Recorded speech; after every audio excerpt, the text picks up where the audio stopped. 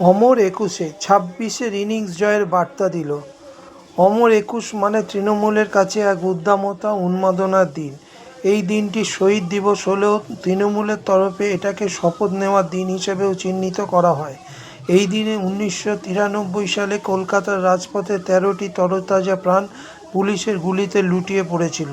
সেই দিন এই সমাবেশের সমর্থনে আগত তৃণমূলের সমর্থকদের ওপর বিনা প্ররোচনায় সিপিএমের জ্যোতি বসু সরকার গুলি চালায়, যাকেই প্রতি বছর শ্রদ্ধা স্মরণ করে দিনটিকে শহীদদের প্রতি তর্পণ করা হয়।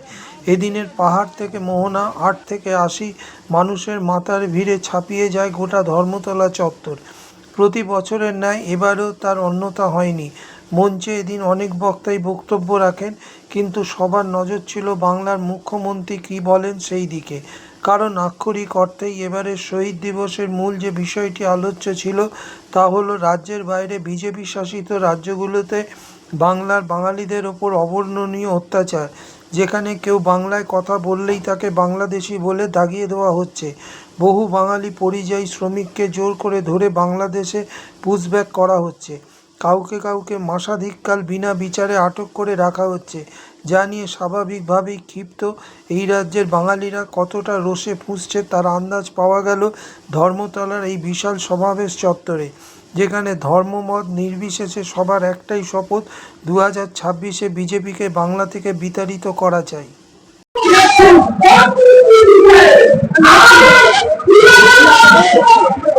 তরফ থেকে সুন্দরবন সাগরদিঘি জেলার ক্যানিং পশ্চিম বিধানসভা পক্ষ থেকে আমরা আমাদের ফরেস্টার বাসের সাথে আমরা মিছিল করেছিলাম।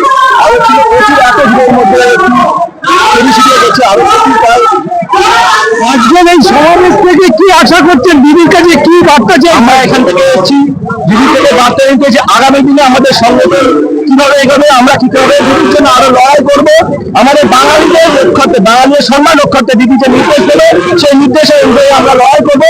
এটাই আমরা দিদি থেকে নিতে এসেছি এবং উনি আরো যে নির্দেশ দেন সেটাও আমরা শুনবো, সেই মতো কথা করে আমরা চলবো। বাংলার বাইরে বাংলা কথা বললেই তাকে ধরে মারা হচ্ছে, বাংলাদেশ মারা হচ্ছে, কি বলবেন?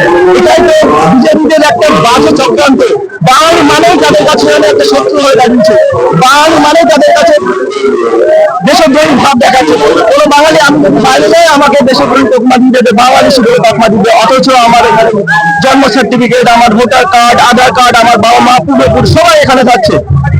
এখানে আমরা যারা আছে প্রত্যেকেই যারা কি, কিন্তু বিজেপি চাইছে যেটা বাঙালিদেরকে নষ্ট করে মতো বলছে, যেখানে বাঙালিদের নষ্ট করবে ওদের কাছে কোনো এতদিন হিন্দু করে পারলো না, এখন তাদের কাছে বাঙালি তাদের কাছে লোক, বাঙালিদেরকে হেনস্থা করতে হবে। শুভেন্দু অধিকারী আজকে বলেছে যে এটা কোনো শোকের সমাবেশ না, এখানে পাগল, ওটা একটা পাগল, ওটা পাগল, সবাই খুব পাগল পাগল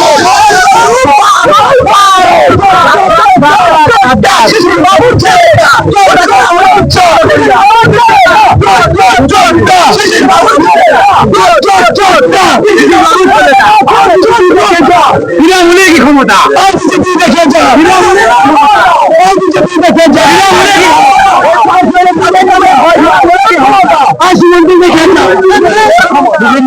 তৃণমূলের সঙ্গে কি লড়বে? ও শুধু ফ্যানের কথা শুনলে ফেসবুক টুইটার খুলতে ভয় পায়। বাঙালি নিয়ে বলছিলেন তো, বাঙালি নিয়ে এবার একটা প্রশ্নের জবাব, বাঙালির একটা অপমান হচ্ছে সারা ভারত জুড়ে বিজেপি শাসিত রাজ্যগুলো। একজন বাঙালি হিসেবে আপনার কি মনে হচ্ছে না এখানেও আমরা এর যোগ্য জবাব দিই? আমরা 2 মিনিটের মধ্যে একটা স্লোগান দিচ্ছি, পুরো বাংলার মানুষকে বুঝে দিতে চাইছি, এমনকি পুরো ভারতবর্ষে সবাইকে বুঝে দিতে চাচ্ছি বাঙালির কি ক্ষমতা।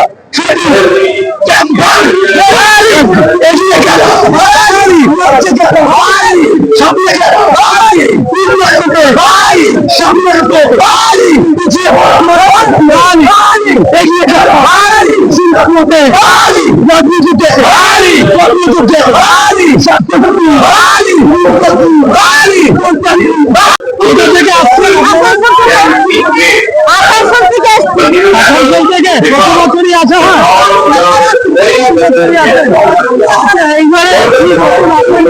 লক্ষ্মী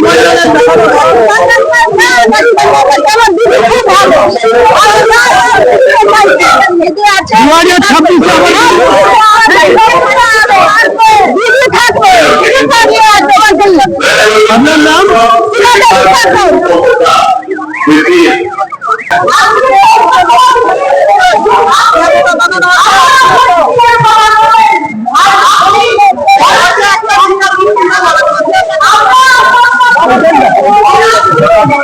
কোথা থেকে এসছেন?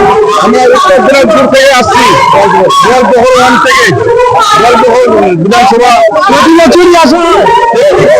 আমরা আসি এখানে দিদির ডাকে, প্রত্যেকবার 21শে জুলাই হয়, আমরা প্রত্যেকবার আসি দিদির ঘরে। এবারে কি মনে হচ্ছে 2026-এ কি রেজাল্ট হবে? আপনারা মিডিয়ারা আপনারা দেখতে পাচ্ছেন 2026-এ কি হারে ভোট হবে আর কি হবে, এবারে আমাদের জিতবে। আপনারা মিটিং দেখে বুঝতে পারছেন যে কি হারে লোক আছে আমাদের। আশাবাদী আপনাদের জেলা ভালো রেজাল্ট হবে? আমাদের জেলা আচ্ছা, এই যে শুভেন্দু অধিকারী একটা হিন্দু একটা ন্যারেটিভ বলছে, এটা কি সফল হবে? কিছু কিছু বদমাশ খারাপ লোক যারা থাকে ওদের কোনো কাজ থাকে না, ওরা খালি বিভিন্ন জায়গায় ঝগড়া লাগার থাকে। আজকে যে মর্মান্তিক ঘটনা আজকে ঘটনাটা ঘটে হয়েছিল তার প্রতিবাদে এবং তার আন্দোলনের প্রচারে ওয়ার্ড থেকে নেতৃত্বে আমরা বিশাল বিষয়ে আমরা নিয়েছি। আমরা বাংলার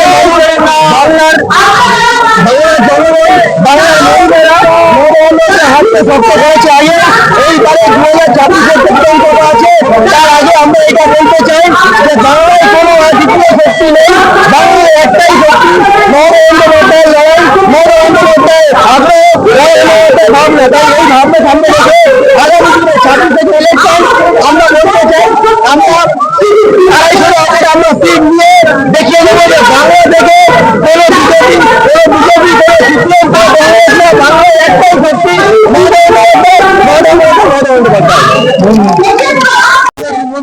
কালকে থেকে পরশু থেকে আসছি, আমরা আজকে সকালবেলায় আছি।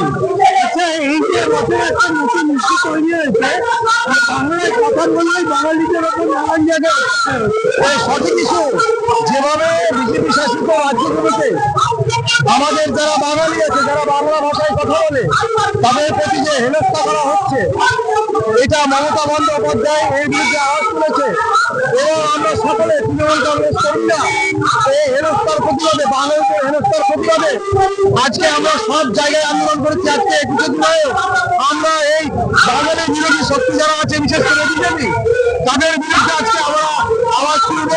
নেত্রীর নির্দেশে আমরা আরো আন্দোলন করবো যাতে বাঙালিদের প্রতি এই হেনস্থা বন্ধ হয়। আপনার নামটা হলো? আমার নাম আবুল জাহের রানা, আমি বীরভূম জেলার নলাদি 2 নম্বর ব্লকের সাধারণ সম্পাদক।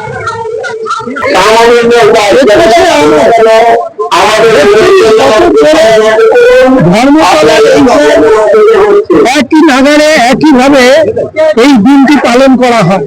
কেন এই দিনটিকে সমাবেশের রূপে পালন করা হয় তার কারণ আপনারা সবাই 1993 সাল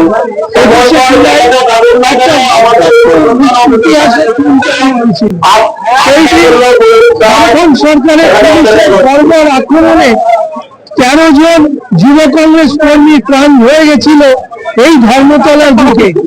তাদের দাবি কি ছিল? সেদিন মিছিলের মূল স্লোগান কি ছিল? সেদিন মিছিলের স্লোগান ছিল সচিত্র পরিচয়পত্র দিতে হবে। কারণ সেই সময় দেখা যেত যে সমস্ত নির্বাচনগুলো হতো সেখানে প্রচুর ভুয়া ভোটার ভোট দিত, জাল ভোটার নেতৃত্বে সেই সেই সময় রাজ্যের মুখ্যমন্ত্রী মমতা বন্দ্যোপাধ্যায় প্রতিবাদ জানিয়েছিলেন এবং তিনি নির্বাচন কমিশনের কাছে সচিত্র পরিচয়পত্রের দাবি জানিয়ে এই সমাবেশের ডাক দিয়েছিলেন। কিন্তু শান্তিপূর্ণ সেই সমাবেশে সেদিনকে জ্যোতি বসু পুলিশ বর্বরোচিত আক্রমণ করে এবং 13 জন যুব কংগ্রেস কর্মী অকালে প্রাণ মরে যায়। সেদিন সেই মিছিলে, সেই সমাবেশের আমিও একজন সহযাত্রী ছিলাম। কপাল আমাদের ভালো যে সেই গুলি আমাদের লাগেনি, কিন্তু আমাদের বহু সহকর্মীর গায়ে সেই গুলি লেগেছে। আমরা দেখেছি হাতিবাগানে বন্ধন দাসের মৃত্যু, আমরা দেখেছি মুরারি চক্রবর্তীর মৃত্যু, আমাদের চোখের সামনে তারা লুটিয়ে পড়েছে সেই সব দিনগুলো। আজকে সেই 21শে জুলাই একটা আবেগঘন দিন, যে দিনটা এলেই আবার যারা সেই দিনকে যারা ছিলেন তাদের মনে সেই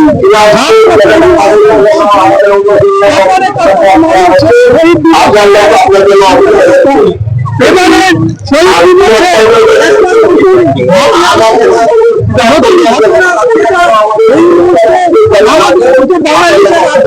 করছে, সেটা হচ্ছে বিভিন্ন জায়গায় বাংলায় কথা বললে বাঙালিদের উপর আক্রমণ করা হচ্ছে, বাঙালিদের বাংলাদেশি বলে দাবিয়ে দেওয়ার চেষ্টা চলছে। মাননীয় মুখ্যমন্ত্রী আজকে এই সভা থেকে কি বার্তা দেন, বাংলার বাঙালিদের স্বার্থে তিনি কি বার্তা দেন, সেদিকেই সমস্ত মানুষের নজর থাকবে। ক্যামেরায় সংবাদ সোচ্চার